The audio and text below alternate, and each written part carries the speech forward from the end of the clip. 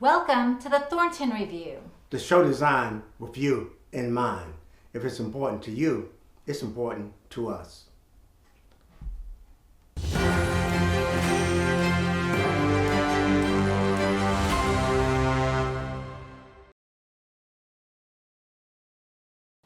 Gary Bubba Peters was born and raised in Pensacola, Florida. He graduated from Tate High School in 2002. He received his AA degree in business from Pensacola Junior College and his bachelor's degree in financial management from the University of West Florida. His career at the Escambia County Property Appraiser's Office began while he was a freshman in college in 2003. Bubba has over 20 years' experience as a property appraiser in the Escambia County Property Appraiser's Office. He rose up the ladder with experience as commercial evaluator, commercial appraiser, supervisor, and chief deputy appraiser. Throughout the years, Bubba has been active on various community boards, such as president of the board of directors for the National Association of Office and Industrial Properties, International Association of Assessing Officers, Property Appraisers Association of Florida, and chairman and board member of the San Rosa Island Authority. In 2018, Bubba completed LEAP, Leadership Pensacola Training. In 2020, he was a rising star in Weekly magazine. Bubba is a registered trainee appraiser and a licensed Florida realtor. In 2024, Bubba was elected as the Escambia County Property Appraiser. Bubba and his wife Jessica have been married 14 years and have 3 children.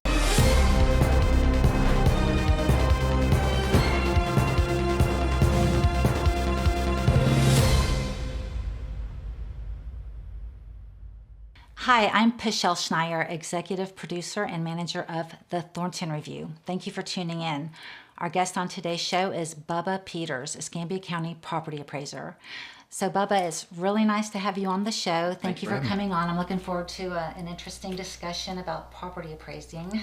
So will you please introduce yourself? Yes, ma'am. We're going to have as interesting as a discussion as we can about property tax. I am Bubba Peters. I've been with the Property Appraiser's Office, Chris Jones, for 22 years. Started there as a student, worked my way through. I'm a lifelong citizen of Escambia County, born and raised here. Went to Tate High School, went to PSC, which was PJC at the time. Went to UWF, got a management and a finance degree, along with a master's in business administration. And like I said, just worked my way through, all the way up through to chief deputy, and then was fortunate enough to be able to run unopposed as a property appraiser. And January 7th, I was sworn in and hit the ground running.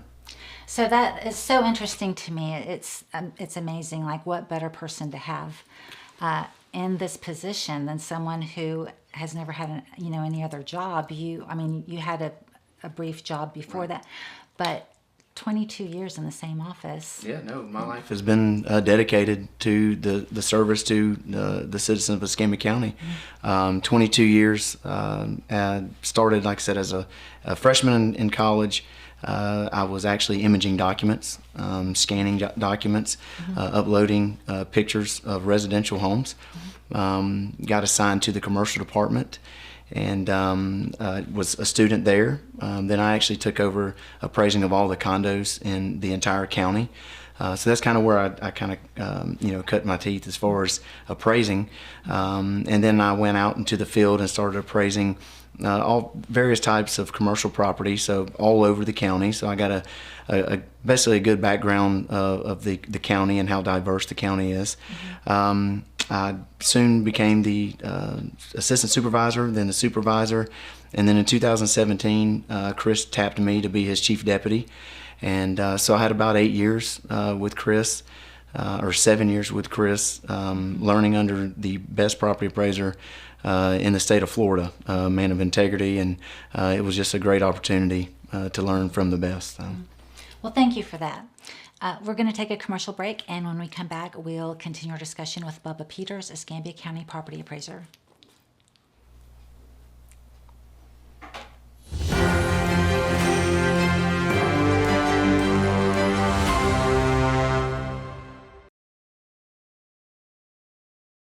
There is no government-funded program that can guide a man's thoughts. Only God can do that.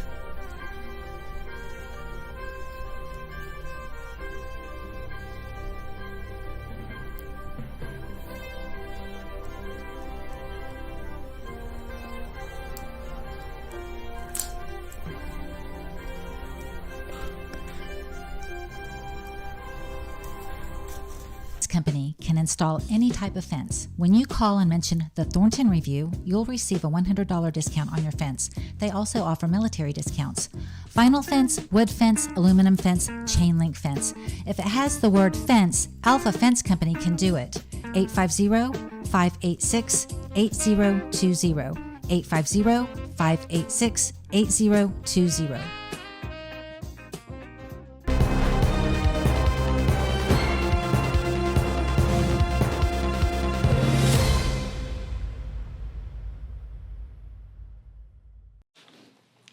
Welcome back. We're going to continue our discussion with Bubba Peters about property appraising, which is a very interesting subject to me, and I'm looking forward to learning a lot today. And it was important to me to have you on the show, on the very first show of 2025, because of the homestead exemption, Yes. the law that was just passed and everything. Right. But let's start at the beginning. So can you tell us where the property appraiser fits in local government, for example? So the property appraiser, the constitutional duty of the property appraiser is to appraise all the property within the county, also determine its taxable status, as well as administer exemptions. And as you had mentioned earlier, the exemptions portion is absolutely the most part. We do the appraising for the purpose of ad valorem tax.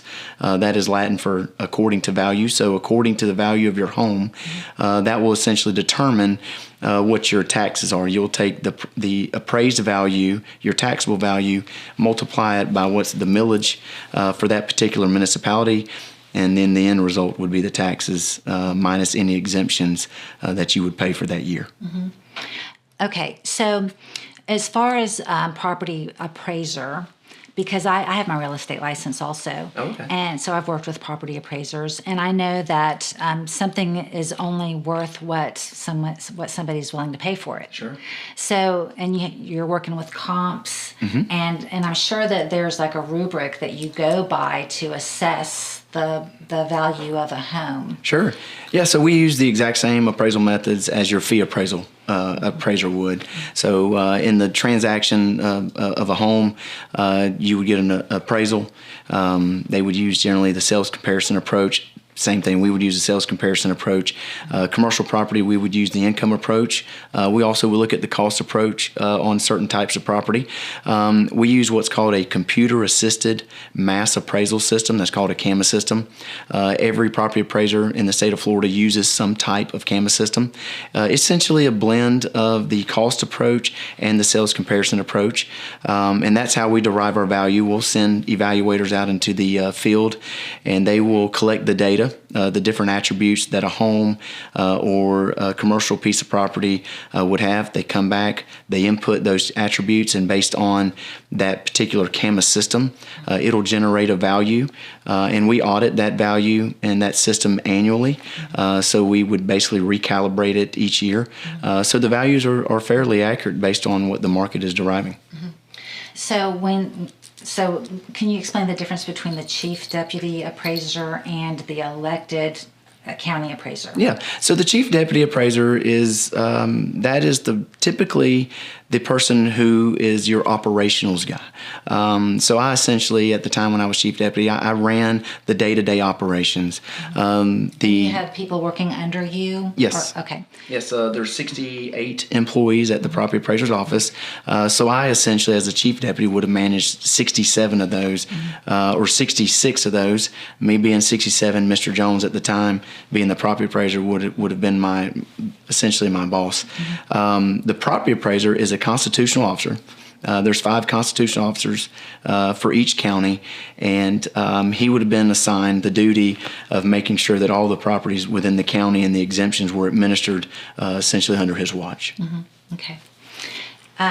And what better person to have, like I said, what better person to have in that position than someone who you probably know at least a little bit, if not everything, about every department in the office. Yes, ma'am. Having 22 years of exposure, I've certainly had the opportunity to interact with every department.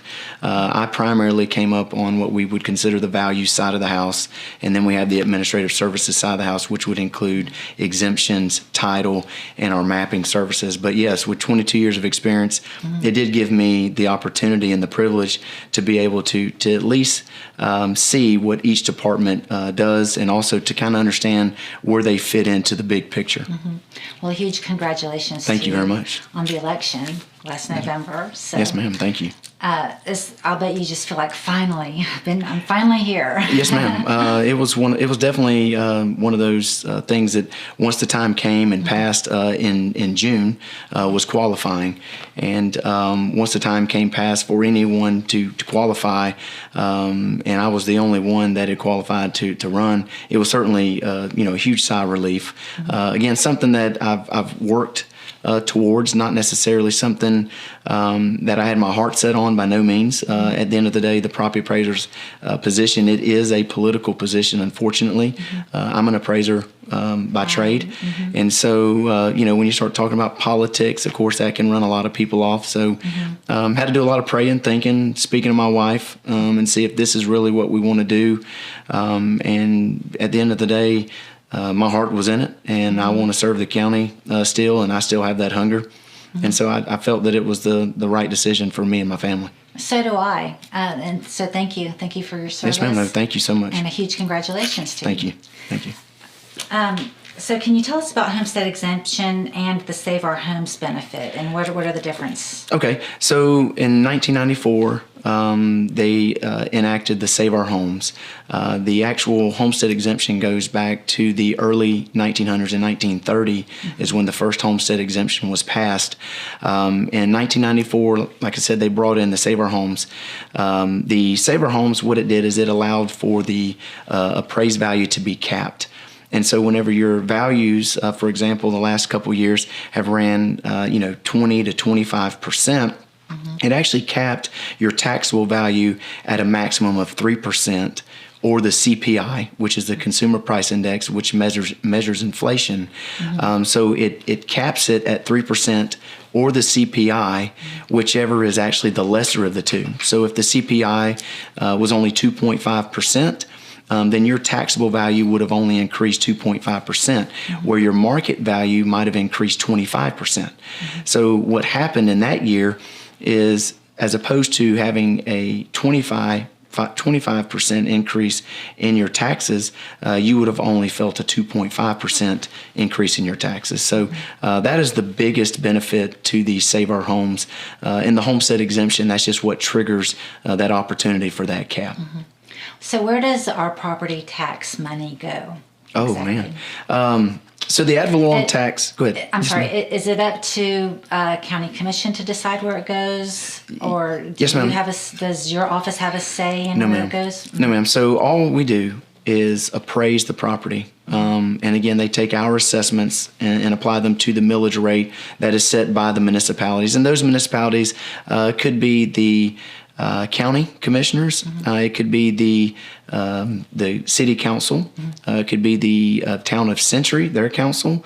Also the Downtown Improvement Board, Water Management District. There's multiple taxing authorities, and so you would take our assessment, multiply it by whatever their millage rate is, and so it would generate the taxes. And those taxes for the county, we have about a $30 billion assessment roll, about $50 billion for market value, and about $30 billion for taxable value. So that generates. That's a lot. That's amazing. That's yes, good. ma'am. No, it is a lot, and it generates about $200 million worth of revenue for the county. And then the city has their own millage as well. That's above and beyond the county millage. And then the Downtown Improvement Board, they have a little bit more on top of the county and the city. So those, of course, that ad valorem tax is used for roads and drainage and all the various amenities that the government provides our citizens. Okay, that's interesting. Yes, a lot ma'am. of people don't really think about where exactly does our property tax money go. Yes, ma'am. So can you tell us about Amendment 5? Yeah, so Amendment recently 5. passed? So Amendment 5 was actually something that. But how is the amendment worded? What is the amendment again? I know it had to do with property tax and the cap. Yes, ma'am. So you have your homestead exemption. Your homestead exemption is essentially. That's what I meant. Homestead exemption. Right. it's essentially split into two different $25,000 exemptions. Your first $25,000 is exempt from all property taxes, including the school board. Then the next $25,000 is taxable. So 0 to 25 is exempt. 25,001 to 50,000 is taxable fully, and then $50,001 up to 75,000 is exempt through the county, city, DIB, but it actually holds the school board harmless. So that exemption does not apply to the school board. So if your house is worth less than 50,000, then your tax. So you'd have to look at the increment. So 0 to 25 is not taxable. 25 to 50 is taxable. Right. So if your house is worth 50,000, you're only getting 25,000. Correct. Okay. Correct. Yep. And then so once it hits that $75,000 mark, you get the full benefit of both exemptions. Right. The second homestead, it's also $25,000 as I stated, but what we did, what the citizens voted on, a constitutional amendment which passed, they essentially pegged it to the CPI. Again, like the Save Our Homes, there's that CPI rider. Same thing with the second homestead, which we call the additional homestead. So moving forward, that $25,000 will be adjusted annually based on what the CPI was for that particular year. So if the CPI was 3%, then that $25,000 would go from $25,000 to $25,750 because that's 3% of the $25,000. And then the next year, whatever the CPI was for that year, it would be based off of that $25,750. So it just continues to grow, and the CPI essentially measures what the value of the dollar is. So each year that that inflation occurs, we lose the purchasing power with a dollar. So what it does is it makes sure that that exemption, its intent is to protect you, from taxation. It continues to grow as inflation grows. Is there a chance that it would ever go down? No, actually, there's a provision within the Constitution that prevents it from going down, but it will go up. There is no cap. So when we were experiencing inflation of 9 or 10%, whatever that particular inflation is for that year, that's actually what that particular exemption will be adjusted by. So when the assessors are out in the field, what houses are they appraising? Okay, so we actually have, it's a constitutional mandate that all properties have to be physically inspected, either physically with us on site or even possibly aerials every 5 years. So there's many reasons why we would come out on your property.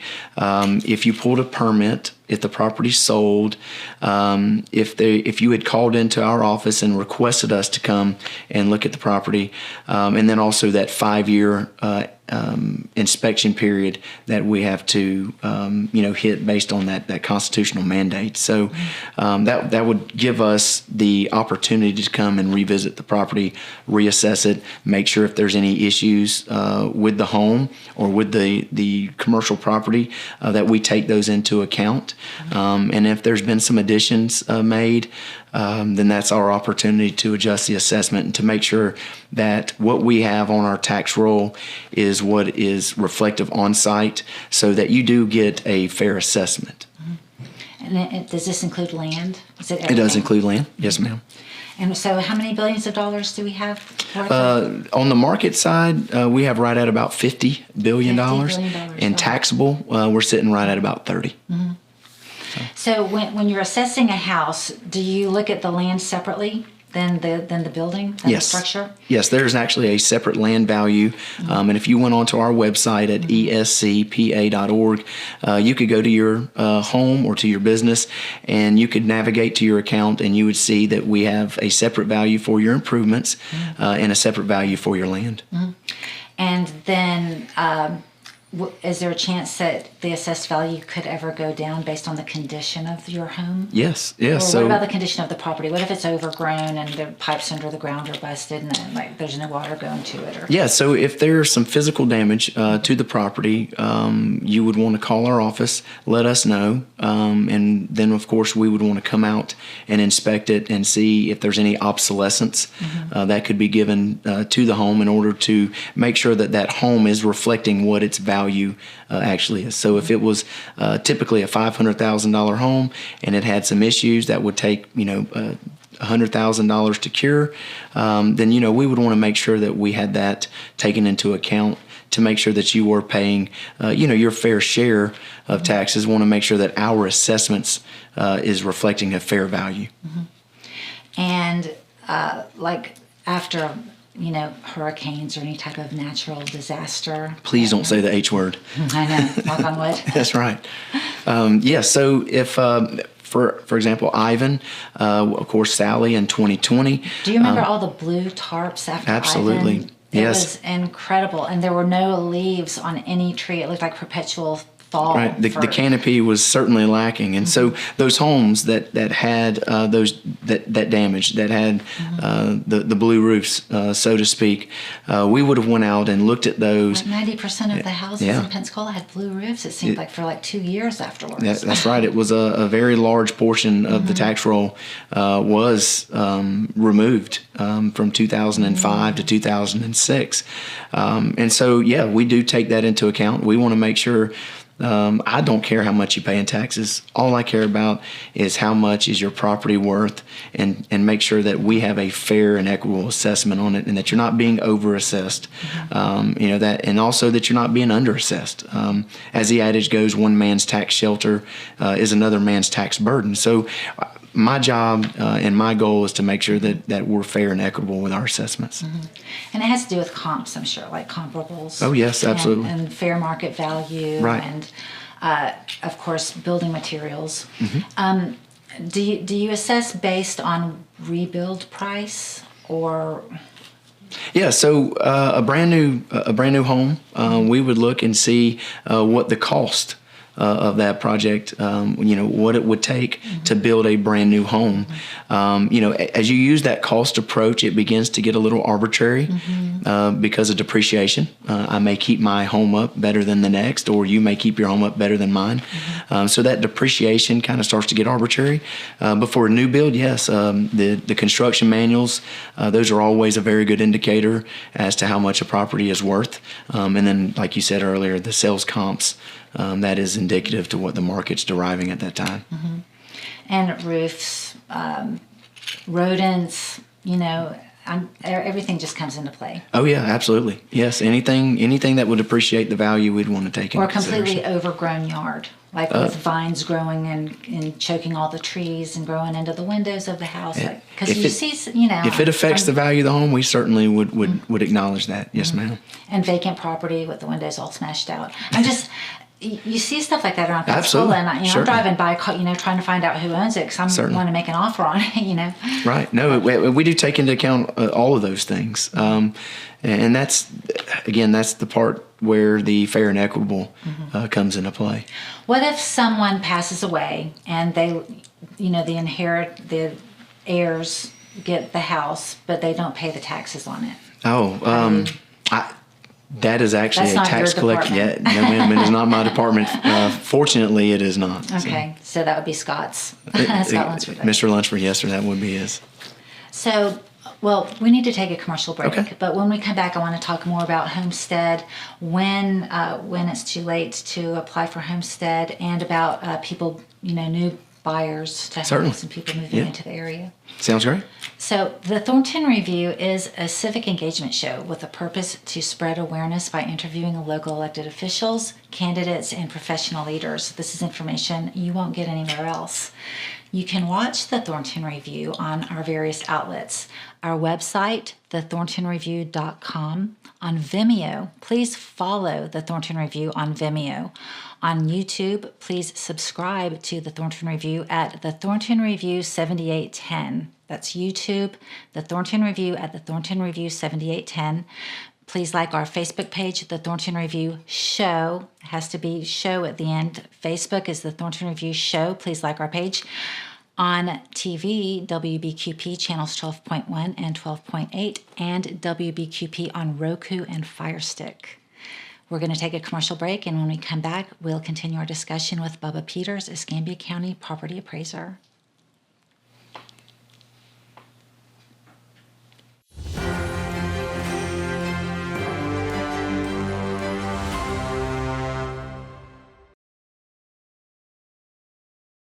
There is no government-funded program that can guide a man's thoughts. Only God can do that.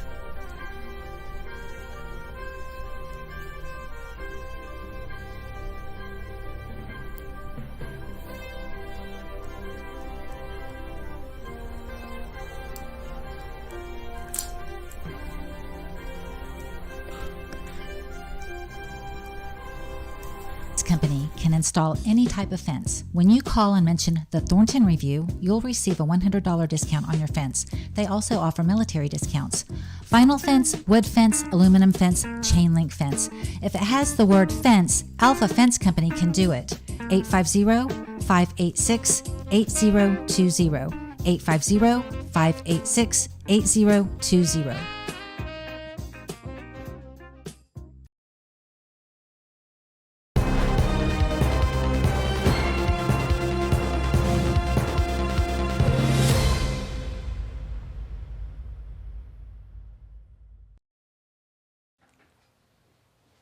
Thank you for tuning in. We're going to continue our discussion with Bubba Peters, Escambia County Property Appraiser. So, Bubba, I wanted to talk a little more about the Save Our Homes. Okay. So, can you kind of recap exactly what that means? Yeah. So the Save Our Homes, again, it is essentially putting a cap on the taxable value of a piece of property. Just wants to essentially make sure that the property owner doesn't get hit with the market value increase. So where there's a 20% market value increase, it suppresses your taxable value to whatever the CPI, the Consumer Price Index, or inflation, or 3%, whichever is the lesser of those two. So I'm trying to. It's a protection, is what it is. I'm trying to.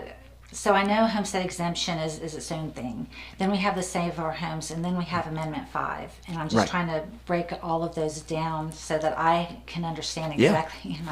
So again, that homestead exemption, like I said, it was in the 1930s, right after the Depression, that they actually, almost all home was exempt. It was a $5,000 exemption. And almost every home was exempt at that time if you were an owner. In '94, they brought in the Save Our Homes to help, essentially just so that people weren't ran out of their home due to the rise in property value. So it capped the value of the taxable value. And then that third edition was the Amendment 5 that we just voted on and passed, the constitutional amendment that essentially put an inflation rider on the additional $25,000 exemption to allow for it to increase with the inflation. And then we also have portability. Portability is, it came about in 2009. Portability allows for the homeowner to essentially not be imprisoned in their home. It allows for them over many years, as we had spoke before, the property values may go up 20%, but they're capped at that 3% or the CPI.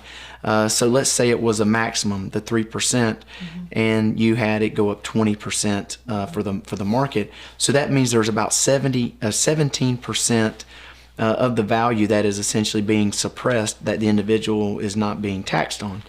You do that a couple years, and that value can grow quickly. So essentially, you might own a $500,000 home, and since you've lived in it since the 90s, you may actually only be paying taxes on $150,000. You may have a $250,000 home, and since you lived in it for many years, you may only be paying taxes on $75,000.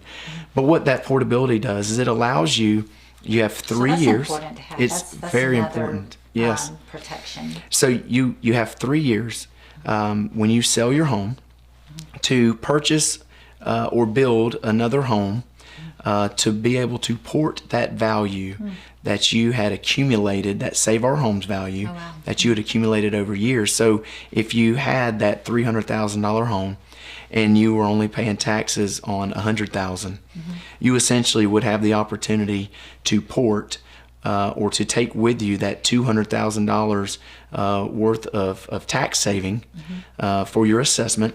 And so let's say you end up purchasing a $400,000 home and you were able to take the $200,000, you would immediately start off at $200,000. So $400,000 minus the $200,000, your new taxable value or assessed value would start off at that $200,000 as opposed to the $400,000. So the portability really allowed for individuals who had lived in their home for generations, who essentially had raised their children, needed the space, and then they wanted to downsize. Many people were being punished because they would try to downsize, and because they didn't have any protection, they would end up having to pay double the taxes than what they were in this very large home. Just because their smaller house happened to be worth more than what the tax assessed value is on there. That's right. Yeah. So does your office help people do that, or do people have to know that they have paperwork to fill out or a form to fill out? Like, So- do they have to know it themselves, or does your office explain that? Or? Yes, ma'am. So through questions, if you were to come into the office and apply for homestead, through questions, we would find out where you previously had a homestead, and we would do the research. And if it was in a different county, we would fill out paperwork, send it to that county, and request them to send the information that we need to apply, to our tax roll. If you were to apply online, there's questions as you're going through that application process that prompt certain questions. If you state, yes, I did own, it'll ask, what was the address? And then you can also fill out the portability portion of the application then as well. Okay, so we're talking about 4 protections. How many of them have criteria that you have to meet? So, I know Homestead does. So every exemption is going to have some criteria that you have to meet.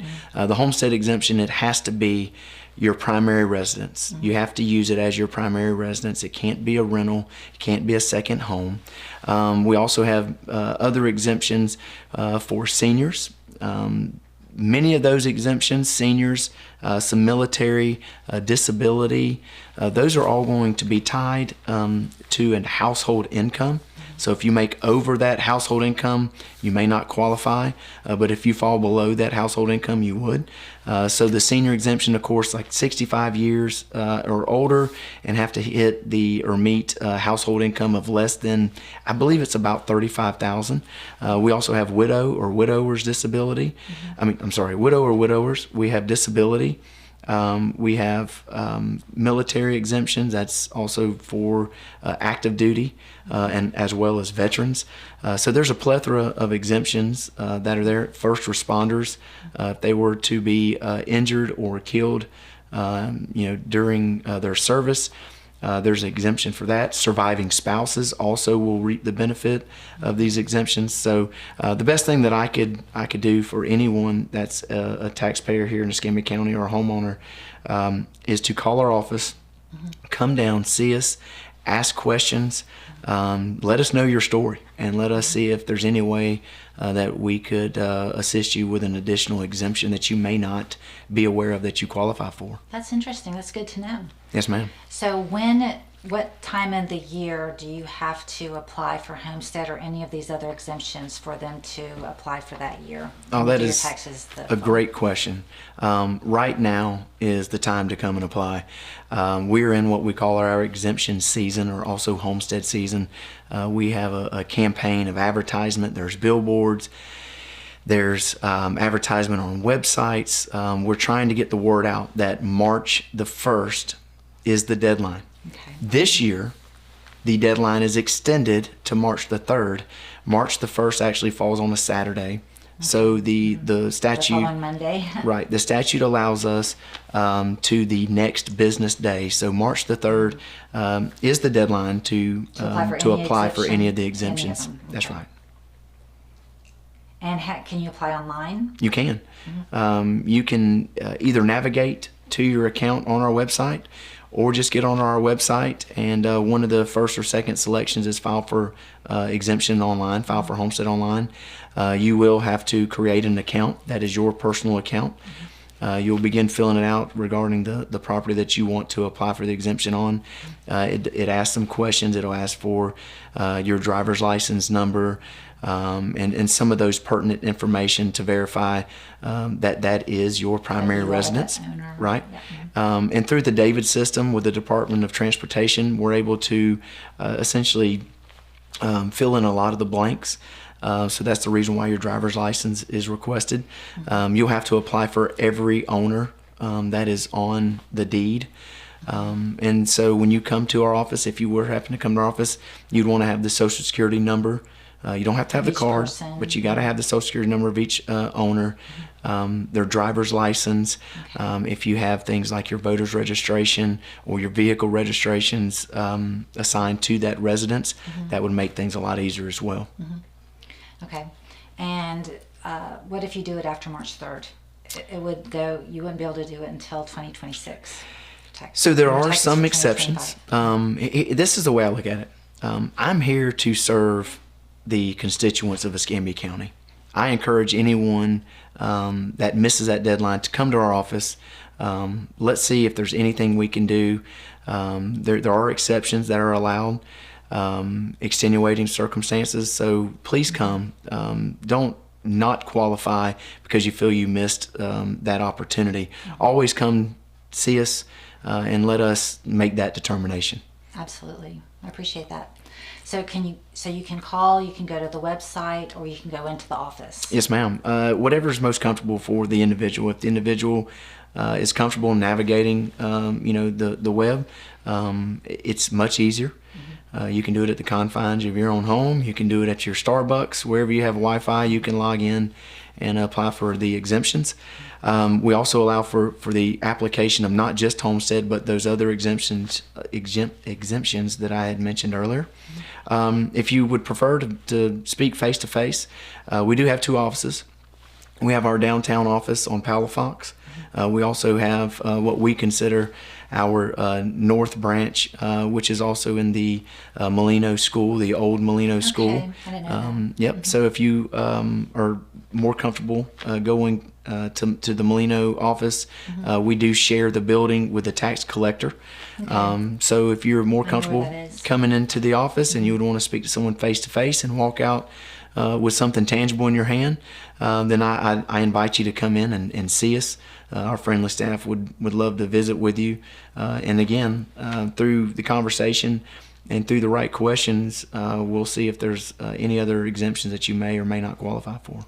And then how soon after you apply, I'm assuming that your office has to inspect all of the applications and really go through with a fine-tooth comb and make sure everything is accurate and up to date. So how soon after you apply do you expect to get an answer?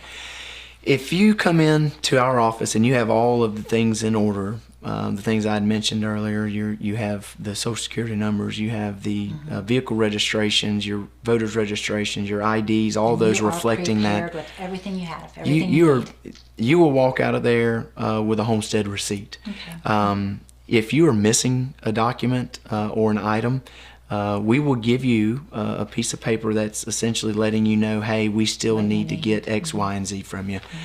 So the turnaround is fairly quick, sometimes immediate. When you file online, those do have to be looked at a little bit, with a little more fine-tooth comb, just because there is that potential of it being illegitimate. Sure. So what we would do is I would appreciate that. Yeah, no. So we'd want to look at it, make sure that all the documents are where they need to be, that everything checks out. You will receive an immediate email that we have received your application, and then as soon as it's granted, you will receive an additional email letting you know the status of that exemption. We actually just sent out today over 1,000 emails to individuals who had started the process online but never actually finished the application. So as a courtesy, we sent out those emails to let them know, hey, just a gentle reminder, You have until March 3rd to complete the application. We noticed that you started it and that you didn't finish it. If this is your intent, disregard this email. But if you still would like to apply for the exemption, please continue, completing the application. And if you're uncomfortable doing it online, please come see us. Are there any changes to the website now that you're the elected official? That is another great question. The content of our website, I feel, is appropriate. I feel the information. I always go to one spot. That's it. the tangible property, the real estate. Yeah, and go then, to the real estate search. Right. Yeah. So that is the everything else on there. I have no idea what it's for. Right. So that function is, of course, the primary function, and that's what the website was originally intended for, so that people like yourself could come on. You can be driving by and see an address that you're interested That's right. in, maybe making an offer on, or just interested on who owns that or Right. whatever, and go onto the website and find out. I love it. I And love that feature. that is the feature, like I said, that is most used. Second would be the exemption feature, the filing of homestead. Yes, there's certainly going to be some changes to the website. Okay. I always like to use the adage, putting some lipstick on a pig.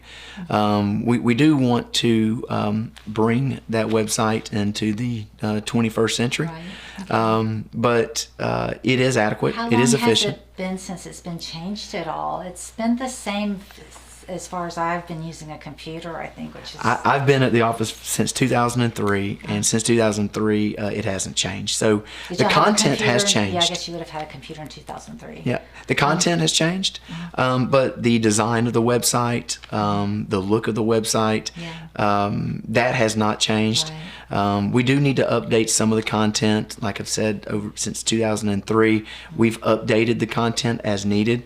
But a lot of times it was just put on wherever it could fit. I would like to consolidate it, put it in a place that makes sense when you go to look.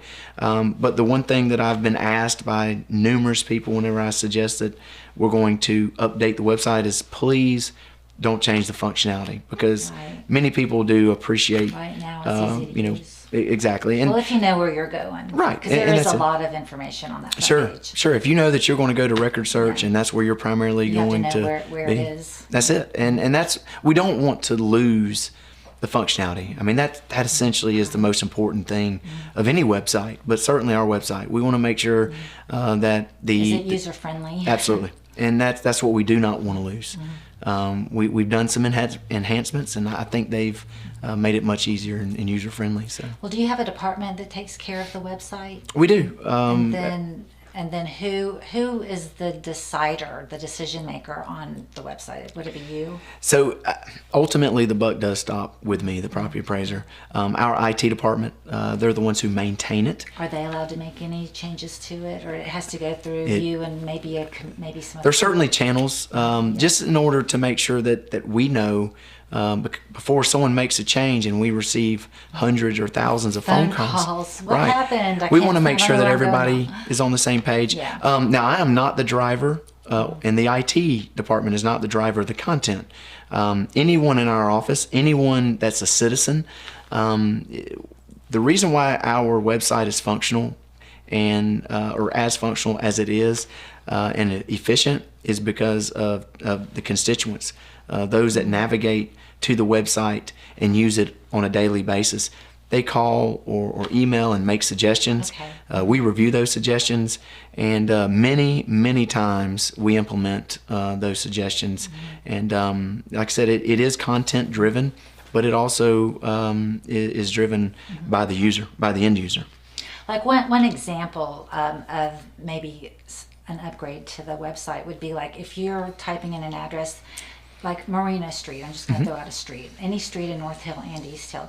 You have West Marino or West Blunt, and then you have the east side, East Gonzales, East Right. Blunt, and they're all the same street has an east and a west. So when you're typing up the address and you don't put the W, Okay. or you do put the W and it's really East Street, is that going to East? Is that So going to come up? I've always told everyone when they ask me, and I was told this by a gentleman that used to run our website and our IT, less is always more. So if you're wanting to use let's say East Lloyd, okay, I would put in LLOY, hit enter, or LLO, hit enter, and then all of the Lloyds would come up, and then I would get to the end user would get to essentially pick the one that I wanted. Or if it was... Or you could put the number, the There you street go. number, and LLO. That's exactly what I was going to say. So if you put in, let's say, I don't know, 500 or 505, the address is 505 East Lloyd, I would put in 505 LLO. Okay. Hit enter, search, and you're going to get probably, if there is a west 505 Lloyd, and if there's an east, you're going to get both of those. If there's a 505 and another street that starts LLO whatever, you're going to get it as well. But you're going to get maybe 3 or 4, maybe 5 returns. So at least you didn't essentially hide the result from yourself by trying to put in too much. So I always say when you go to search for anything, but certainly on our website, less is always more. What if you don't know exactly how to spell a street, like La Rua? Is LA space RUA? What if you don't know there's a space there? I would put LA. LA. But what if you put LA RUA all together? It's going to. We have put.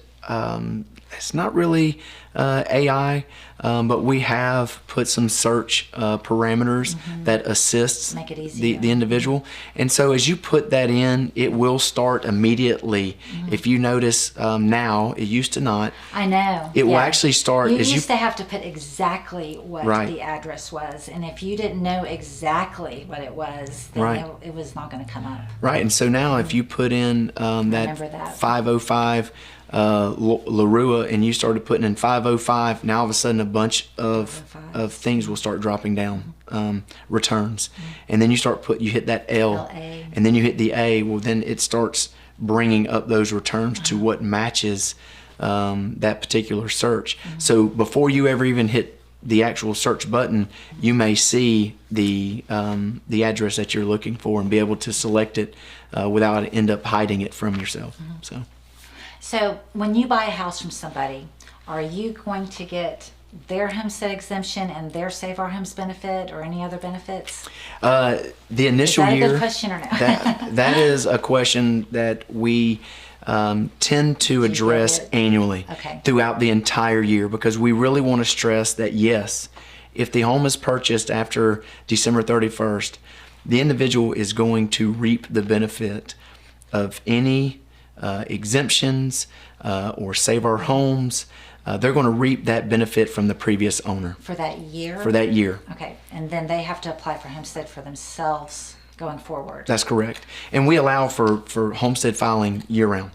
So if you bought the home January 2nd, we can go ahead and let you file for 2026. We'll note that it's a 2026 filing. But what is very interesting fact with what you had brought up, you could have it to where someone had been in the home for 30, 40 years. 70 years. Yeah.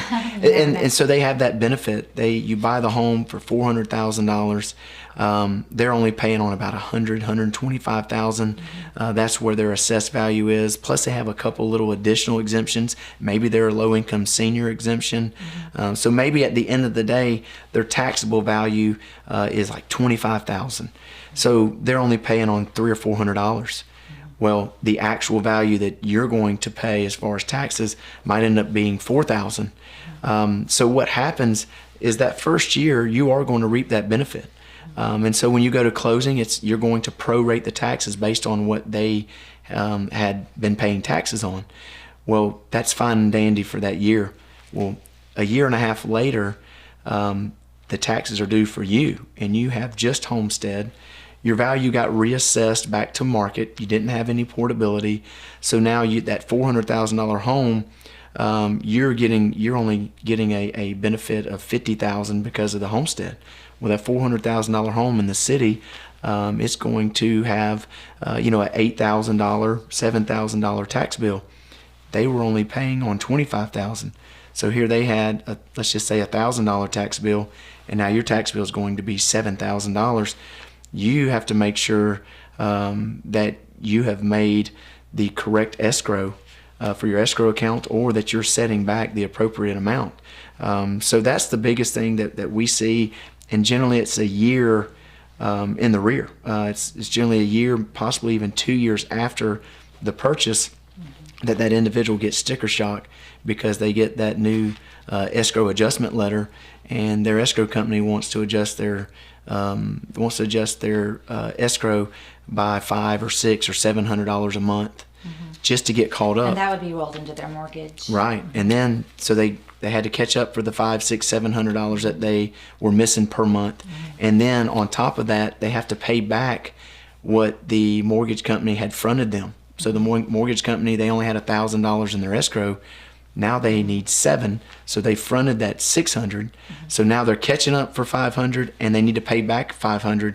So their mortgage may have went from $2,500 to $3,500 in the blink of an eye. So Per month. that's right. Well, per month. That's right. That's right. And many people can't stand that type of adjustment. So we do get those calls. Many of the times it's just oversight on the professional who was explaining that process. But we actually send flyers out whenever you purchase a new home. We send out a flyer. Generally, it is blaze orange. You can't miss it. That actually says, stop. You may be receiving the benefit of the previous owner. So we want to give that warning out to a new homeowner so that they don't get that sticker shock. So a lot of times insurance and property taxes are rolled into the mortgage, and people might not know why their mortgage bill went up. They're just paying it. Right. They have no idea. But it also could be insurance has Right. gone up. So we've been getting those calls as well. The first thing we want to look for is make sure that the scenario I just gave isn't that scenario. If we look at the home and we see that they've had homestead for 4 or 5 years or longer, they have that cap, and we know that if their mortgage went up, $300 a month, and they had that cap, it doesn't make sense to us. So then we will be able to help the taxpayer identify, okay, it's certainly not your assessment. Your value didn't go up. Your taxes, your ad valorem taxes, is not the culprit. So you may want to contact your insurance company and see if possibly that premium may have increased. I mean, I've seen my premium. Been happening a lot. Absolutely, my premium has increased twofold over the last 3 years. It's went up a total of 100%. I guess it's since Hurricane Sally. Certainly, yeah, and Well, all the hurricanes in Florida. Right. And some insurance companies aren't even insuring Florida. right. And if they are insuring in Florida, there's a very stringent criteria that they're not it's going. expensive. Yeah, and they're not going to insure a home under a certain age. So, many times Right. that is the culprit, Yeah. especially in this 'Cause environment. They send their own. Well, you have to have a home inspection. Right. And they look at the home inspection, and then they decide whether or not they're going to insure the home. And Right. and there's also other factors that have to go with insuring homes. But I've noticed over the since Hurricane Sally, and I know it's because of other hurricanes in Florida, but insurance companies are leaving Florida. They're just not insuring. They are. That has been something that it seems that the legislators have been attempting to. I don't know if you really can correct it, but making an effort to help keep those insurers here in the state of Florida. Competition breeds quality, and if you don't have any competition, then the individual that company can charge you essentially whatever they want. There's nothing to keep them in check. Mortgage companies require it. Right. They require that you have insurance. So if your home is paid off, you don't have to have insurance. I would just take that $7,000 a year and put it in my own. In self-insure. Yeah. Yeah. And in any type of savings account. Right. Like with a financial advisor. But yeah, since the mortgage companies require you to have insurance, and then they have their own stipulations on the insurance, they can purchase, if they're not satisfied with the insurance that you bought, they can actually purchase an insurance policy on your house, and then you've got to pay it. And then you should charge you for it. That's right. Yep, I've seen that. Yeah. So you have to be careful about what insurance company you go for, and you have to be you have to be, yeah, it's going to be a tough battle to fix Right. the insurance crisis that's going on in Florida right now. And I know our legislators are working on it, and I appreciate them for that. Absolutely. Yes, So ma'am. hopefully we'll come to some. Yeah, anytime that they can do anything to lessen our phone calls, for things that we have no control over, I commend them for that. So we're going to have to wrap it up. Do you have any closing statements? It was really nice talking with you. I really appreciate you explaining every question and very thoroughly, and you know the role. You know your job, and I appreciate that. Pueschel, thank you first of all for having me on. It was definitely an honor when you asked me to come on. We were in the presence of Governor DeSantis We were. when I asked you We to were. come on We the were show. at PSC and had just listened to him address those that were there. But again, when you asked me to come on, and Charles was there as well, I had the opportunity and the privilege to serve with Charles on the San Rose Island Authority. And so whenever y'all asked, it was a great honor, and I'm glad that we were able to fulfill it, as well as being able to do it at this time of the year, where there are so many things going on that can affect that taxpayer, And especially deadlines with the deadlines coming on with homestead and with the additional exemptions. I can't stress enough for the taxpayer, the homeowner, to please contact our office, call, email, come visit us. We love to see you. Once we started Homestead Online, we were processing about 5,000 homesteads a year. That's about the average. About 60% or more of homesteads now are filed online. So we miss getting to see people. So if there's something that you want to come down and speak with us about, ask questions, we encourage that. When you see some of our ladies and gentlemen out in the field, ask questions there too. And if we don't have the answer to the question, we're going to get that answer and get back with you. For those people that see a yellow, what we call a yellow door hanger, hanging on their door, where we had stopped by doing that. Stop and read it. Read it. If you have a question, please call. Generally, we write down why we were there, so it may have been for that what we call Florida cycle, or that 5-year inspection period that we have to meet. That's our statutory obligation. Or it may have been that you had something that we needed to come check out. So if you have any questions, call. And I look forward to meeting everyone that comes to the office and ask for me, please. Absolutely. I appreciate your time, and thank you for explaining everything so thoroughly. The Thornton Review is on the air to provide public service awareness and intellectual infrastructure to our community. This show is made possible by Ida Gates, Godly Teas LLC, Alpha Fence Company, and our guest, Bubba Peters, Escambia County Property Appraiser. It was great to have you on. Thank you so much. Thank you. We thank you for watching this episode of the Thornton Review. Bye-bye.